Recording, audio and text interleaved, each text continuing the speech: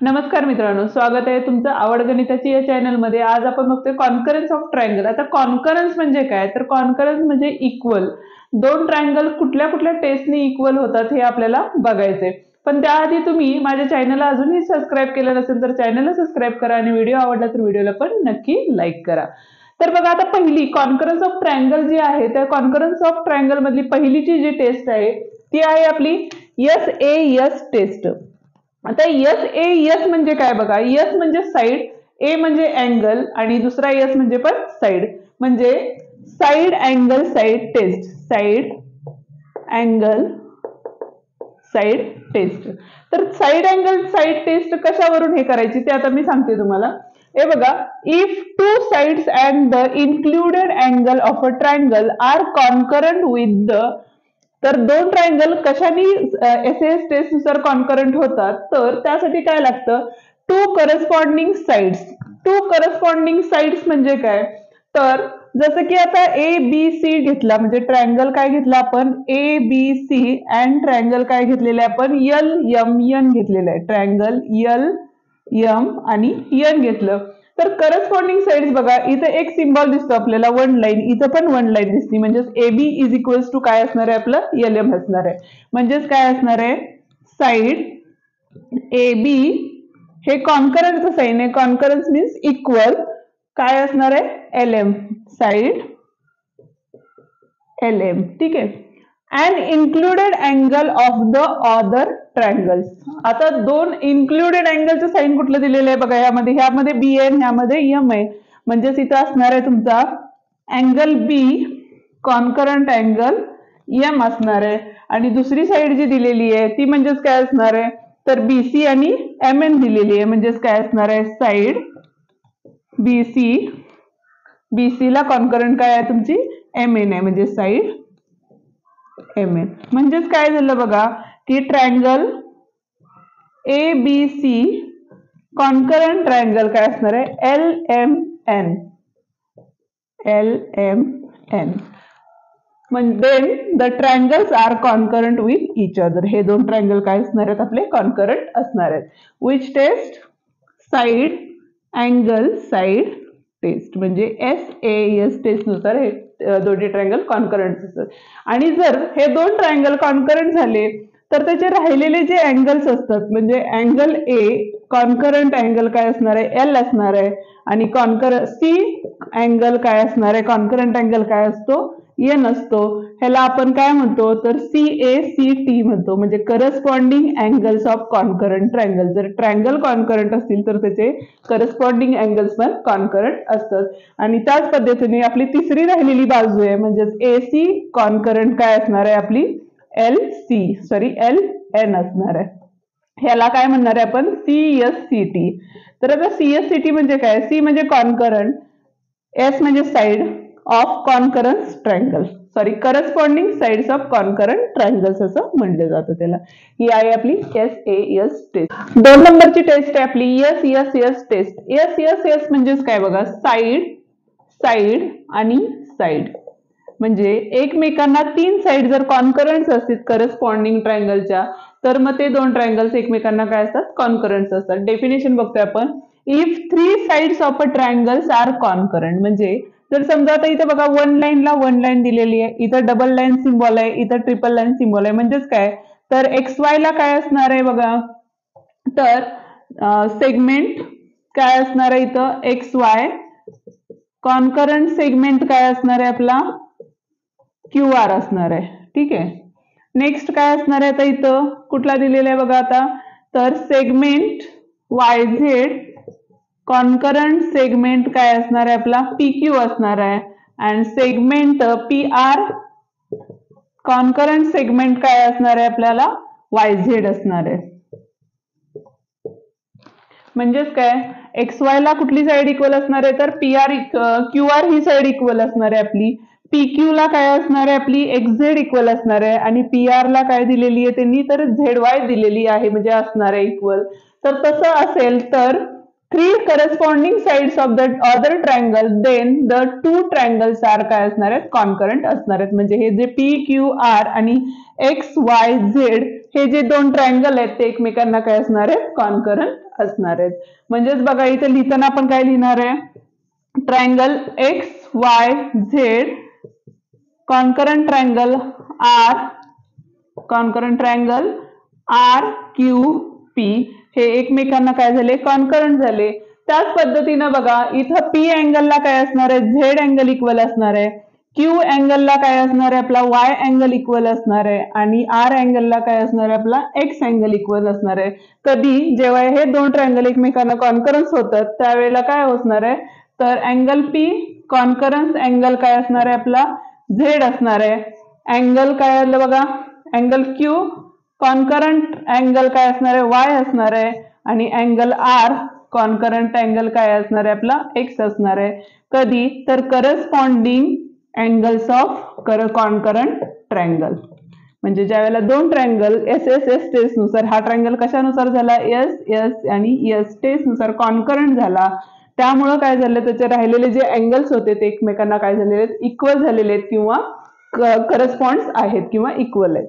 त्यामुळे काय झालेले आहेत, ह्या टेस्टला काय म्हणतो आपण, CSCT असं म्हणतो, corresponding angles of congruent triangle असं म्हणतात. तिसरी टेस्ट बघतोय आपण आता. तिसरी टेस्ट आहे आपली ASA टेस्ट. आता ए म्हणजे काय असतं आपलं, अँगल, साइड आणि अँगल.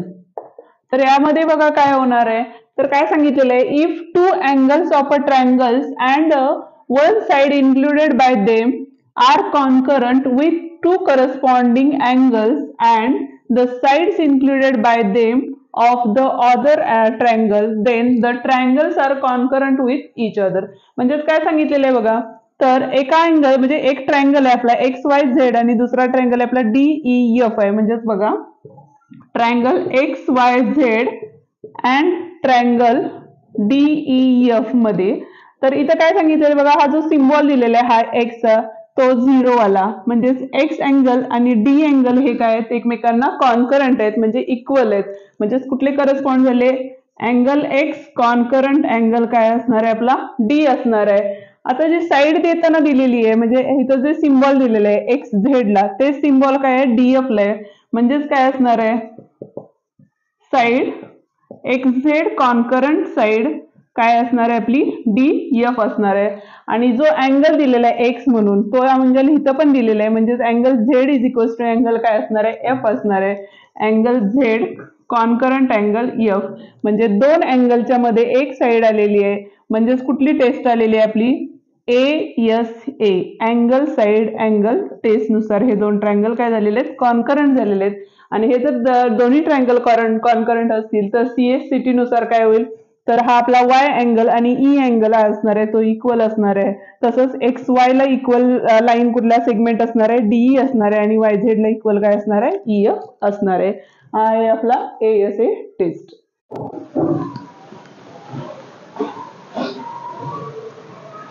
फोर्थ वाली जी टेस्ट आहे आपली, ती टेस्ट आहे आपली अँगल साइड, म्हणजे AA टेस्ट किंवा त्याला आपण असं पण म्हणू शकतो की SAA टेस्ट किंवा साइड अँगल टेस्ट असंही म्हणू शकतो. तर त्या टेस्ट मध्ये काय सांगितलेलं आहे बघा, if two angles of a triangles and a side not included bye them, म्हणजे दोन अँगल करस्पॉन्डिंग अँगल्स असणार आहेत आणि त्यांच्या दोघांच्या मधली इन्क्लुडेड साइड नसणार आहे, तर दुसरी त्याच्या शेजारची जी साइड असणार आहे ती करस्पॉन्ड असणार आहे त्याला. तर त्यालाच आपण काय म्हणतो बघा, तर concurrence with corresponding angles and a corresponding sides not included by them of a other triangle, then the triangles are concurrent with each other. म्हणजे त्या एक्झाम्पल वरून घेतलं, जर दोन ट्रायंगल घेतले आपण, तर फर्स्ट जो ट्रायंगल आहे तो आपला XYZ आहे आणि दुसरा ट्रायंगल दिलेला आहे त्यांनी तो आहे ABC आहे. तर यामध्ये देताना जो सिम्बॉल आहे आपला, म्हणजे एक्स अँगलला कुठला अँगल इक्वल आहे, तर A अँगल इक्वल आहे. म्हणजे angle x concurrent angle A असणार आहे. नेक्स्ट बघा, यामध्ये दोघांच्या साइड जी आहे ती साइड इक्वल दिलेली नाही, तर angle Y is equal to angle काय दिलेलं आहे त्यांनी, B दिलेलं आहे. म्हणजे अँगल Y कॉन्करंट अँगल काय दिलेलं आहे, B दिलेलं आहे. आणि त्याच्यानंतर वायच्या जवळची जी साइड आहे म्हणजे XZ जी आहे त्याला इक्वल कुठली दिलेली आहे, BC दिलेली आहे. म्हणजे साइड YZ कॉन्करंट साइड काय असणार आहे आपली BC असणार आहे. तर बघा अँगल आणि साइड म्हणजे दोन अँगल झाल्यानंतर तिसरी काय आपली इथली साइड आहे, त्यामुळे अँगल साइड म्हणजे AAES टेस्ट नुसार काय झाले हे हा ट्रायंगल कॉन्करंट झालेला आहे. आणि त्याच पद्धतीने हा जर ट्रायंगल कॉन्करंट असेल तर त्याचे करस्पॉन्डिंग अँगल्स कुठले असणार आहेत बघा. हा Z वाला आणि हा C हे दोन्ही पण काय असणार आहेत एकमेकांना इक्वल असणार आहेत. राहिलेल्या ज्या साइड्स आहेत म्हणजे XY ला AC इक्वल असणार आहे आणि XZ ला काय असणार आहे आपली AB इक्वल असणार आहे. हा आहे आपला AAS टेस्ट. पाचवी आणि शेवटची टेस्ट आहे आपली हायपोटेनियस साइड टेस्ट. आता हायपोटेनियस साइड टेस्ट कधी यूज करणार आहे, जेव्हा दोन राईट अँगल ट्रायंगल्स असतील त्यावेळेलाच आपण ही टेस्ट यूज करू शकतो. तर टेस्ट काय आहे बघा आपली, if the hypotenuse and a side of a right angle triangles are congruent with the hypotenuse and the corresponding sides of the other right angle triangle, then the two triangles are concurrent with each other. म्हणजे काय सांगितलेलं आहे, जर ज्या वेळेला तुम्हाला दोन triangle दिलेले असतात राईट अँगल ट्रायंगल, त्यातली एक हायपोटेनियस म्हणजे एका ट्रायंगलची हायपोटेनियस ही दुसऱ्या ट्रायंगलच्या हायपोटेनियसला इक्वल पाहिजे आणि एक साइड दुसऱ्या ट्रायंगलच्या दुसऱ्या साइडला काय पाहिजे इक्वल पाहिजे. तसं असेल तर ते दोन्ही ट्रायंगल काय असतात हायपोटेनियस साइड टेस्ट नुसार इक्वल असतात किंवा कॉन्करंट असतात. म्हणजे आता जर समजा इथे ट्रायंगल घेतले आपण, ट्रायंगल कुठला घेतलाय बघा ABC अँड ट्रायंगल कुठला घेतलेला आहे आपण LMN घेतलेला आहे. ऑलरेडी इथं आपण जो घेतलेला आहे B अँगल आणि M अँगल हे दोन्ही 90 डिग्रीचे अँगल आहेत आणि 90 डिग्रीच्या समोरची जी साइड असते ती म्हणजेच काय असते हायपोटेनियस असते. म्हणजेच इथं बघा अँगल B कॉन्करंट अँगल कुठला आहे आपला M आहे का, ईच अँगल किती आहे आपला 90 डिग्री आहे. आणि दुसरी गोष्ट म्हणजेच बघा साइड जी दिलेली आहे आपल्याला AB ला डबल सिम्बॉल दिलेला आहे आणि इकडे LM ला पण डबल सिम्बॉल आहे. म्हणजे साइड AB कॉन्करंट साइड काय असणार आहे आपली LM असणार आहे. आणि त्या पद्धतीनं 90च्या समोरची जी साइड आहे म्हणजे तीच म्हणजे हायपोटेनियस असती.